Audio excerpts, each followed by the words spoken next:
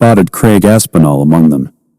He caught my eye, and for a moment seemed about to nod or raise a hand in acknowledgement. But then he stopped himself, faltered, looked away again. Calm. Dad? Fleming was standing close to the edge, staring off into the distance with his arms folded impatiently. His body language suggested this was just another instance of my father making life difficult for him. A small crowd had assembled outside of the cordon, the people waiting quietly and respectfully. News traveled fast on the island. It didn't surprise me that a handful of its older residents had gathered here to witness my father's return. I got out of the car. I remained lying on the bed for a moment, my heart beating hard, and then made my way downstairs. The door to my father's room was closed. I tapped on it hesitantly. I stared at the loops of metal. I stared out through the windscreen. A man was standing at the back of one of the cars with coils of yellow rope laid out on the grass nearby. Closer to the cliff edge, metal rings had been hammered into the ground, and more cords of rope were looped through them, pulled taut against the lip of stone by the weight below. My father's body had been spotted by boat, but the rocks meant the vessel itself couldn't get close enough to retrieve it. On this stretch of the coastline, it was almost always easier and safer to send a rescue team down from above. I tried not to imagine what state my father's body would be in by now, but it was impossible. The sea was cold here, and that would have preserved him a little, but not entirely. And of course, there was the damage he had taken from the initial fall. The reach was a much higher point on the island than this, and the rocks at its base were slicker and sharper than the ones here. The water might have kept hold of my father all this time, but it hadn't been the sea itself that killed him, I understood. What was there to say? My father was lying on his side beneath the punch bag, which was still swinging ever so softly in the otherwise still air of the room. My gaze moved to Fleming. No response. Despite myself, I pictured him falling through the air, the churning world below arriving like a punch you only have a fraction of a second to see coming. The distance must have seemed vast from the top of the cliff, looking down, and yet the speed of the fall must have shocked him. The road here curled along the cliff edge. The land opened to the right before the world dropped away. A section of the terrain there had been cordoned off by the police and rescue services, but there was less of an official presence than I had anticipated. A single police car and ambulance were. The whole journey, there had been a white-hot sense of urgency inside me, and one that burned more brightly with every passing mile. For some reason, it felt vitally important that I was there when they brought my father's body up from the rocks where it had washed ashore. On one level, I knew that made no sense at all. But even though I understood he was already gone, it still felt possible that I might miss him, and relief flooded through me when I arrived and found that I had not. There was woodland behind me, but the cliff edge itself was exposed, and the cold wind numbed my face as I leaned against the car. There was the hum of the helicopter high above, the soft sound of lowered voices, the background rush of the sea below. The conversations mingled to form their own quiet, strange language, and the effect was soporific. Within a minute, I felt vaguely hypnotized. The tightness of the ropes, the traffic, and the ferry times meant that it was close to 3 hours after the phone call when I finally parked by the side of a road on the northeast of the island. It didn't seem right to me that, however briefly, he would be in charge of my father's body, but there was no escaping it. I forced myself instead to think about the volunteers who were bringing him up. They were good men and women by definition. Whatever the state of his body, they would be carrying him up the cliff face with the care and respect he deserved, wrapped and bundled on a stretcher. 18. Detached. The image brought back a memory. It was from my first year at university, one of the last few occasions when I'd returned to the island for the holidays. Back then, my father and I were still retreating to our separate rooms and keeping the doors between us closed. One evening, late on, I was lying in bed, listening to the thud of my father's punches echoing up from the floor below.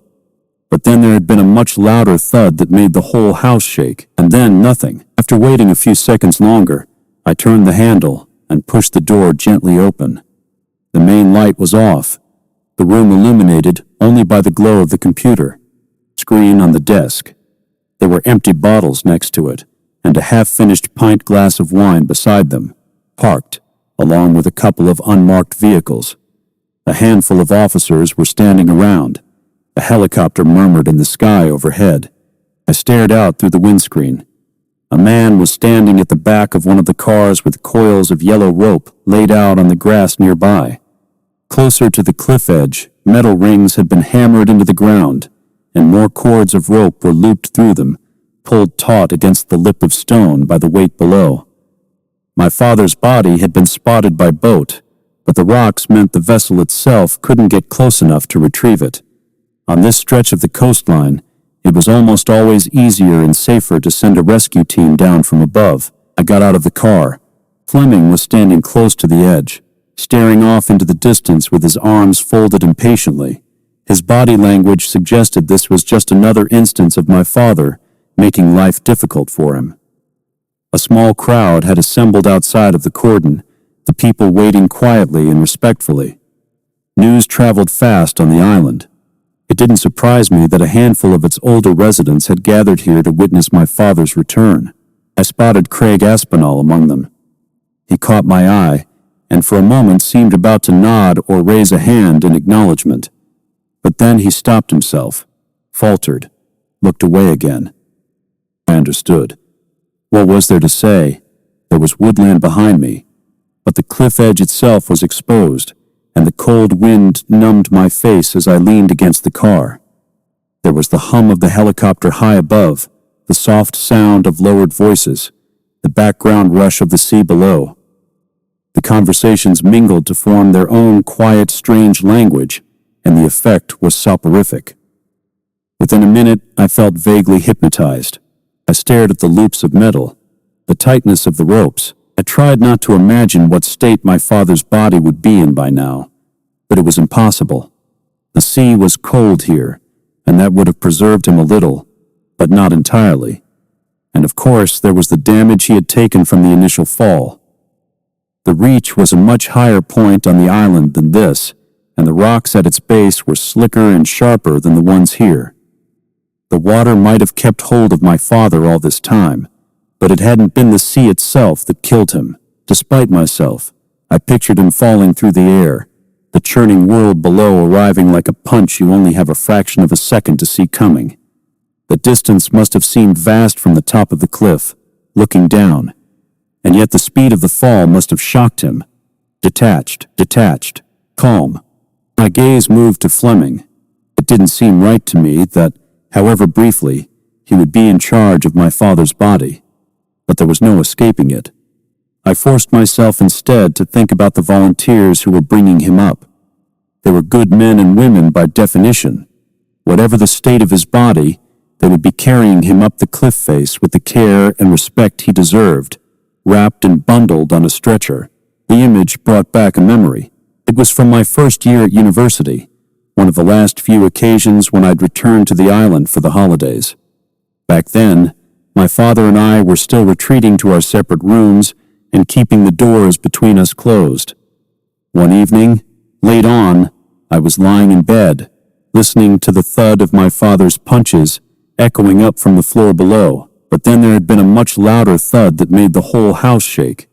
And then nothing. I remained lying on the bed for a moment, my heart beating hard, and then made my way downstairs. The door to my father's room was closed. I tapped on it hesitantly. "Dad?" No response. After waiting a few seconds longer, I turned the handle and pushed the door gently open. The main light was off, the room illuminated only by the glow of the computer screen on the desk. There were empty bottles next to it, and a half-finished pint glass of wine beside them. My father was lying on his side beneath the punch bag, which was still swinging ever so softly in the otherwise still air of the room. There should have been panic at the sight of him, and perhaps for a second there even was. But it went away quickly. "You are detached," I told myself. "You are calm." It was a mantra I'd spent the last year training myself to repeat at times of stress. Things couldn't hurt me if I didn't let them.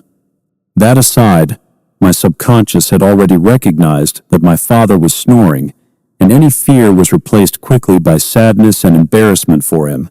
He wouldn't want me to see him like this. I walked over slowly and crouched down.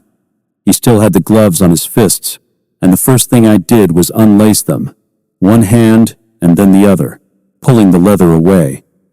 There was blood beneath the skin between his knuckles. His fingers were bare, I noticed.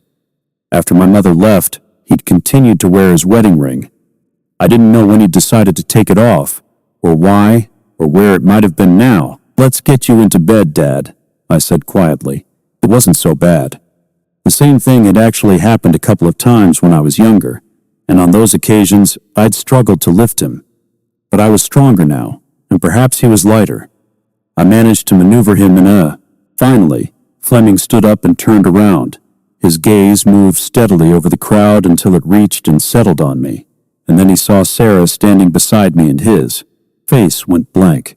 "Fuck you," I thought. I stared back, and after a few seconds he looked away again. But he raised his hand slightly in my direction, summoning me. I walked across to the cordon, leaving Sarah behind me. Fleming met me at the tape. He didn't look at me, though. Instead, he stared over my shoulder, his jaw clenched. "Liam?" I prompted. "It's not him," he said. "What?" He turned to me suddenly, eyes full of anger. "What do you mean, what?" he said. "Are you deaf? It's not your father. The body's been in the water a while, but nowhere near long enough, and it's a much younger guy." I stared at him, but he was looking over my shoulder again now. "And apart from anything else," he said, "he's wearing a wedding ring. 19, so there was no reason to stay, because I couldn't shake the memory of Darren Field's wife. I drove Sarah back to her house. The whole time, there was a thrum of anxiety inside me. On one level, I recognized that it was a kind of homeless emotion, the unresolved tension between the horror I'd been building myself up to encounter at the cliff edge and what had happened there instead. But it was more than that. "He's your husband, right?" I'd asked her yesterday. She'd held up her hand in answer, showing me her wedding ring. "I don't know if he's still wearing his." I parked outside Sarah's house. We hadn't discussed what was going to happen next, but she turned to me now. "You're coming in, by the way," she said. "That's an order." "Is it?" "It is." She unbuckled her seatbelt. "I intend to feed you." It was strange to be inside her house again after all these years. I wasn't sure the last time I'd been here. I supposed at some point as a teenager. But as we walked inside, I felt an immediate rush of familiarity, threads of childhood memory catching fire and coming alight in my mind. The two of us had spent so much of our lives together as kids. There had been a time when we had practically lived in each other's pockets, and when we weren't out in the woods, one of us was usually at the other's house. Being in the kitchen again now was like stepping back into the past, and I had the same sensation I'd had 2 days ago outside the police station. The feeling that, if I turned around, I might see the ghosts of Sarah and me as children, running through a doorway. That was exacerbated by the fact that nothing seemed to have changed. The oak table and chairs, the floor tiles and cabinets. Everything was exactly as I remembered. There was even the old cuckoo clock, still nailed at a lopsided angle on the wall by the fridge. It had never worked, even back then. You had to open the door and pull the little wooden bird out by hand on its broken spring. "I like what you've done with the place," I said. Sarah hung her coat over the back of a chair. "What? You mean fuck all?" "Yes." "Yeah, well." She opened the fridge and peered inside. The plan was always to get out of here as quickly as possible. So at first, I figured, why do anything? Obviously, that didn't quite work out. So these days, it's more a reminder of that idea. Every morning, I come downstairs, and I remember that I'm actually just visiting this place, not staying forever. "Ah, here we go." She took a Tupperware tub out of the fridge and turned to me. "Bolognese okay?" "Great. Then make yourself useful for once in your life." I boiled the kettle and got pasta out of the cupboard, while Sarah set the leftover sauce warming on the stove. As we prepared the meal, I realized how strange it was for us both to be here like this. Our lives had diverged and gone in different directions, and we hadn't seen each other for so long. Perhaps we would lose touch again soon. It was possible that this moment was its own kind of liminal space, and the thought made me feel sad. The idea that our lives are all separate journeys, and that we just intersect occasionally in places a step aside from them, before carrying on again in our different directions, which brought the memory of the rest area to the surface. That thrum inside me intensified, and my chest tightened. It was the same sensation you get when you're about to cry, which immediately made things worse. I didn't cry in front of other people. Not ever. And yet, as I put the pasta into the boiling water, I realized my hand was shaking. The tears were there. "You okay?" Sarah said. "I'm fine. I'm detached," she said. "Calm?" "Yes." She pulled a face but let it go. She probably imagined it was residual anxiety from the cliff top, and it was partly that, but it was everything behind that as well. Just a couple of days ago, my life had been controlled and contained, the ground beneath me stable, but now I felt unbalanced and lost. There were too many questions I had no answers for right now, and every way forward frightened me on a level I found hard to articulate. What had happened? What was happening? I didn't know what to think. I didn't know what to do. When the food was ready, we sat at the kitchen table together, but the emotions had tightened a knot in my throat, and I found it harder and harder to swallow with every mouthful. Something was building. I was bracing myself, determined to keep myself under control, but when everything did finally burst out, it arrived not as tears. "Do you ever think about that day?" I said quickly. There was a moment of silence. Sarah continued to chew her food slowly, but I noticed the subtle change to her body language, a stiffening of the shoulders, a tension in the way she held her knife and fork. There was no need to specify what day I was asking about. Of all the times as kids that she and I had spent together, the afternoon at the rest area cast the longest shadow. She swallowed carefully. "Sometimes," she said. "Sometimes," she said. "When?" "When I'm feeling bad, I suppose." She shrugged. "When you're down about yourself, you think about things to make yourself feel even worse, don't you? It's weirdly comfortable to dwell. Maybe it means you're right about something at least, even if it's just the fact that you're a shit person." "You're not a shit person." "Thank you." She pointed her fork at me. "But also, do you find telling someone that generally makes the slightest bit of difference?" "No." She gestured with the fork again, point proved, then looked down and absently poked at her food instead. "Honestly," she said, "I don't think I even saw Robbie Garforth that day. I can picture his face, but maybe that's because I saw the photograph afterward, and then my mind edited him into my memories." "That's how I feel too," I said. She shook her head. "But you did see him." I hesitated. "I saw someone," I said. "But I didn't think it was Robbie Garforth at first. It took me a long time to accept that it was. My father wanted me to. The police did too. They wanted it to be him. And I think that, in the end, one of the only reasons I agreed was because I just couldn't bear it anymore. It was too much. I needed it all to end." "Nobody wanted it to be him," Sarah said. "Robbie was abducted, a week or so beforehand. There were no other missing children. There are always missing children. Not like that." "But what if it wasn't him?" I said. "What if it was another child?" She stared at me for a few seconds. Then she sighed and put down her knife and fork. "Why are we talking about this, Dan?" I didn't reply. "Because it's not healthy," she said. "I do know that much. Whatever happened that day, none of it was our fault. Not mine, not yours. We were just kids too, for fuck's sake. I know that. So what could we have done? Nothing." The obvious answer. It was what I'd been told as a teenager, but I'd never been able to accept it then. I had always felt deep down that there must have been something, that there should have been.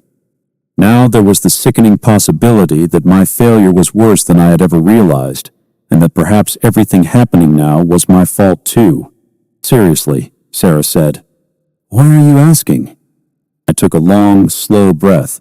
Everything inside me told me to keep this to myself. To keep it all locked down. To remain detached and calm. But it also felt like I needed to unburden myself. That, just for once, it might help to let someone in and share the story, even if it was just so I could hear that it was ridiculous.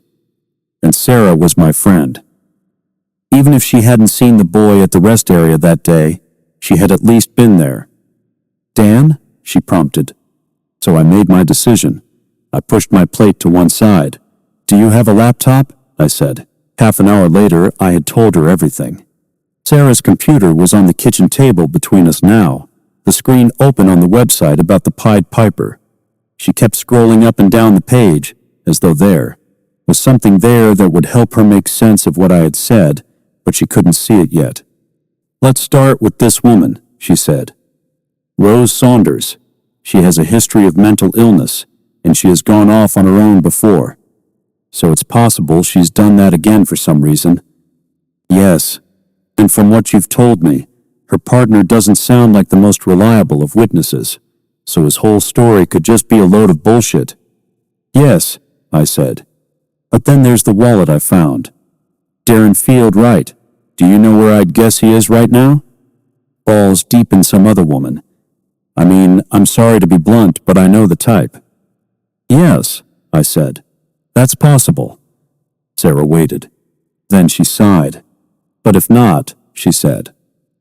Then what exactly are you thinking? Darren Field can't be the man Rose Saunders watched being murdered. No, I shook my head. The timings of the disappearances are wrong for that. Rose saw someone else die. And then, because she went to the police, the killer took her again, and that time she was the victim. Darren Field was forced to watch her being killed, and now he's vanished too. Because he went to the police. I don't think he did, I said.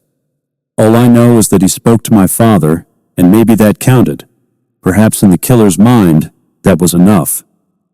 And so this might be why your father did what he did. I don't know.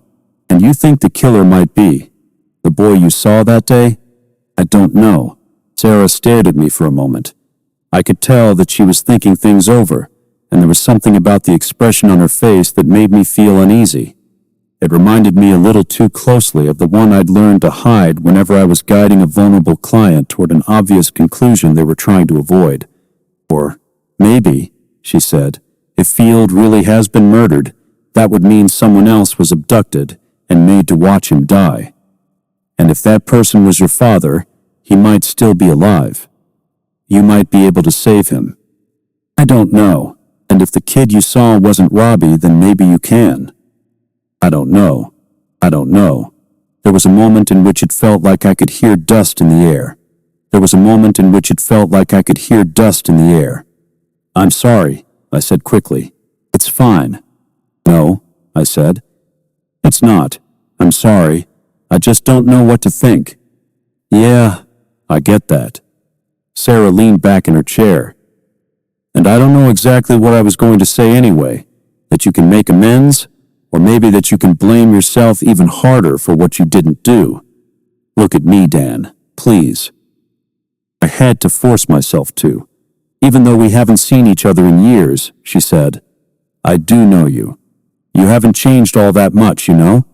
You're still carrying a shitload of baggage from what happened back then, and just because you don't think about it, that doesn't mean it isn't there. I didn't reply. I know you're feeling guilty right now, she said quietly. About your father's death, about everything. When something horrible happens, it's natural to look for answers and to try to make connections and figure out a way to make things right. Because we want everything to make sense. But sometimes, things are just fucking shit. She gestured around. They don't make sense.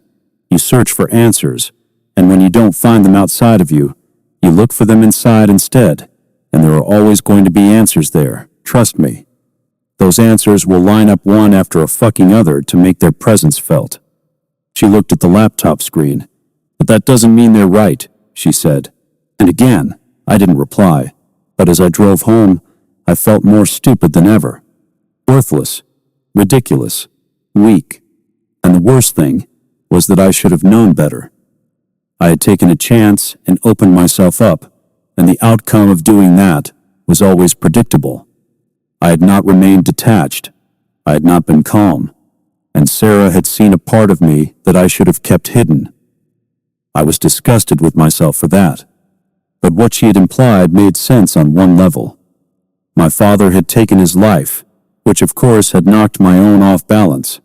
The grief aside, I felt responsible for that, guilty that I had not done enough to help him, ashamed and hurt that he hadn't reached out to me. Negative emotions are like magnets. It shouldn't have surprised me to find that my mind was trying to make connections to an event in my past that had made me feel exactly the same. There could be some other explanation for my father having the photograph, and for Field's wallet being in the tent. I didn't know if Brian Gill's story was what had really happened. I didn't know what my father had talked to Darren Field about. There were gaps there, and I was a long way from having enough information to justify the conclusions my subconscious had been starting to leap to. So your father might still be alive. You might be able to save him. Night had fallen as I parked. The house in front of me had a sad, abandoned air to it.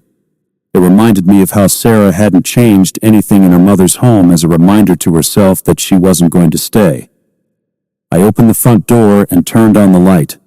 The post had been delivered after I left that morning, and there was a spread of junk mail on the mat. I stepped over, but something about it made me pause and look back. There was a thin white envelope lying face up on top of the flyers. No stamp or address, just my own name, written there in block capitals. I closed the front door, then knelt down and picked up the envelope carefully. It wasn't even sealed. The end with the sticker was unfolded and rigid, as if it had arrived here straight from a stationery shop. I reached inside. There was a single sheet of paper on which a photograph had been printed. It took me a moment to realize what I was looking at, but then a shiver of horror ran through me. I turned my head slowly, looking down the corridor toward the kitchen and the door to the garden, and then back down at the photograph. The image was mostly black, but there was just enough detail visible for me to understand what I was seeing.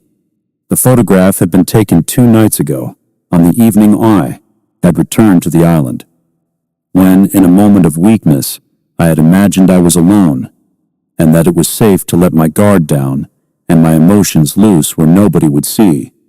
It showed me crouched down on the deck in my father's back garden, my body arched with grief, and my face a smeared mask of tears. 20. I slept downstairs that night.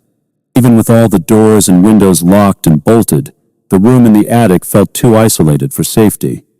The house below offered too much empty space, and I knew my mind would transform every slight creak into the steady approach of a ghost or worse. And if someone did attempt to break in, I wouldn't hear it from all the way up there. It made little difference. I found it almost impossible to sleep after receiving that photograph.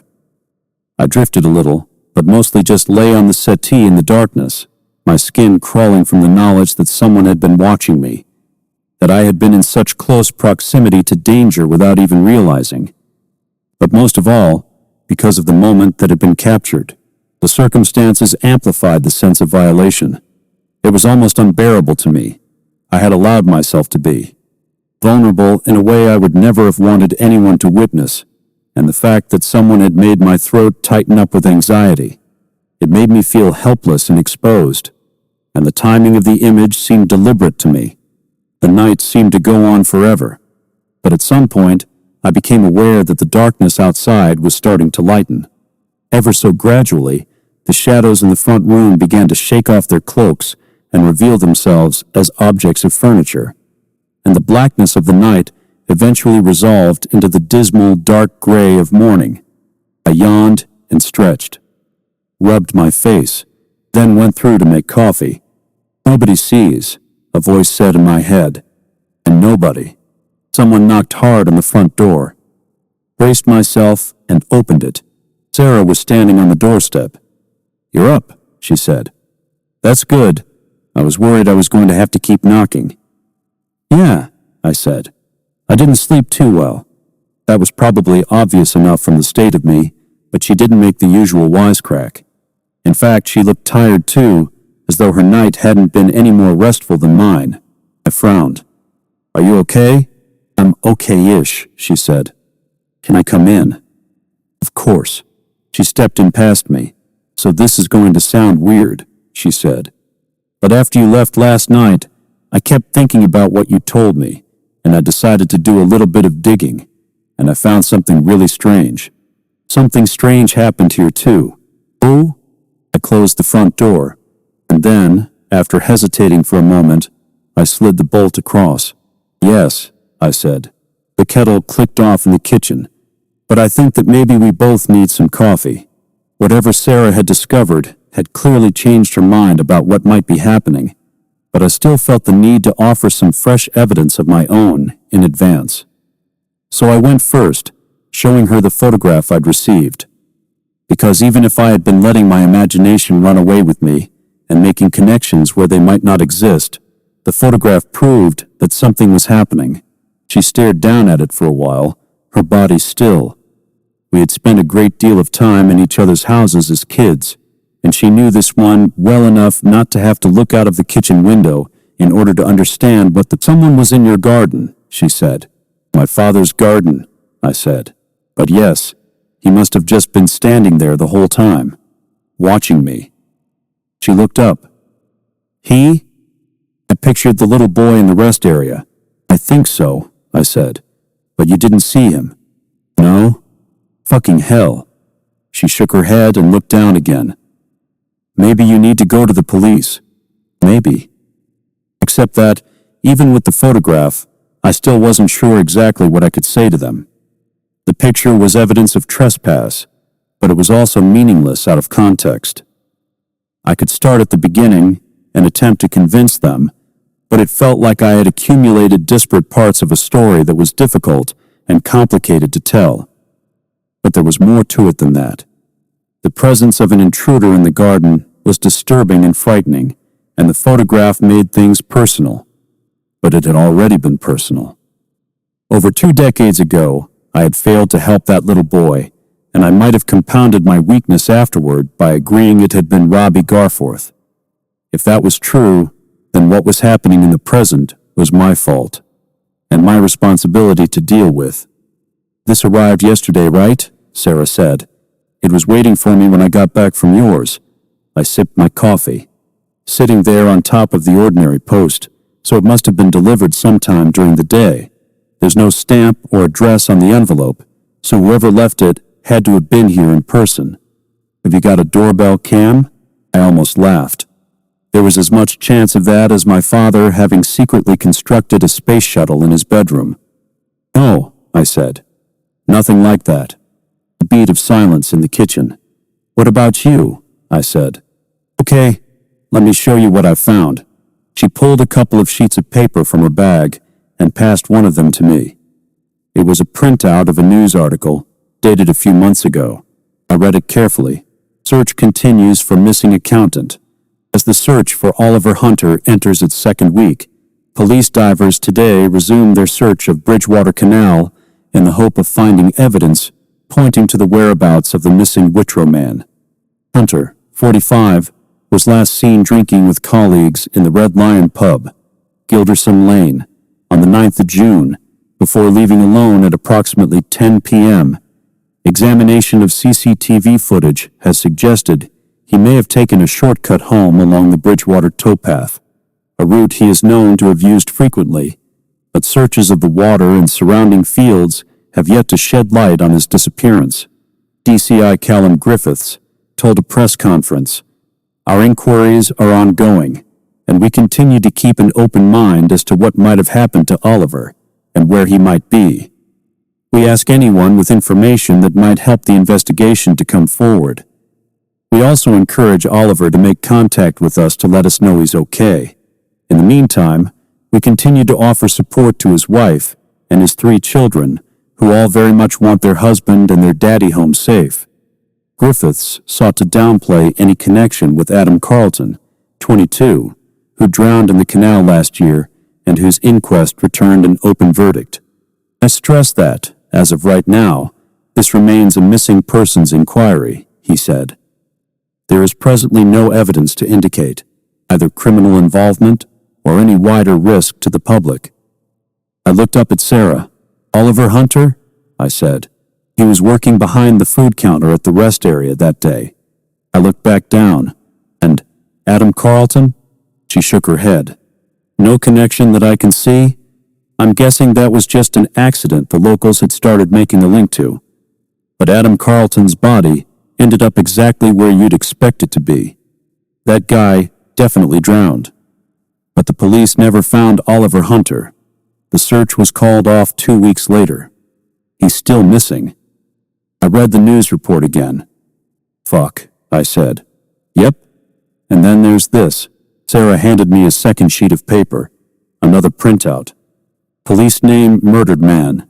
The man found dead in the woodland 2 weeks ago has been named by police today as Graham Lloyd. The body was discovered in an isolated corner of Carnegie Park by a couple walking on 3rd of July, but the condition of the remains had frustrated attempts to establish the victim's identity. Lloyd was last seen drinking in the town center 8 days before the discovery and was known to police. D.I. Benjamin Joyce said, "This was a violent and sustained attack on an especially vulnerable member of the community. Our officers are committed to finding the people responsible for this crime and bringing them to justice." An autopsy established that Lloyd, 74 years old and of no fixed abode, died as the result of multiple blunt force trauma injuries. D.I. Joyce reported that several lines of inquiry were being followed, but made a special appeal for members of the town's homeless population to come forward with information. "We would like to speak to anyone who can shed light on the events leading up to this tragic attack," he said. "Any information we receive will be treated in the strictest confidence. Can you help?" Graham Lloyd was there that day too, Sarah said. I thought back. The man in charge of the amusement arcade? That's right. She gestured at the piece of paper I was holding. I found a few other articles about his murder, but all of them were from before this. All just small local stuff, then nothing afterward. Either the investigation stalled, or, and I'm just throwing out a vague idea here, maybe he wasn't the kind of victim the police were going to put a huge amount of resources or effort into. I nodded. Even with an article as short as this, it was easy to read between the lines. Known to the police, no fixed abode and drinking in the town center, the appeal to the homeless community. All the quotes from Joyce suggested that maybe we need to find him, I said, and see if he's okay. Maybe. But how would we track him down? The name was so common. There must be hundreds of people. There are, Sarah said. Yes, but she had a glint in her eye, and a moment later she passed me a third piece of paper, another printout, but this time not from an online newspaper article.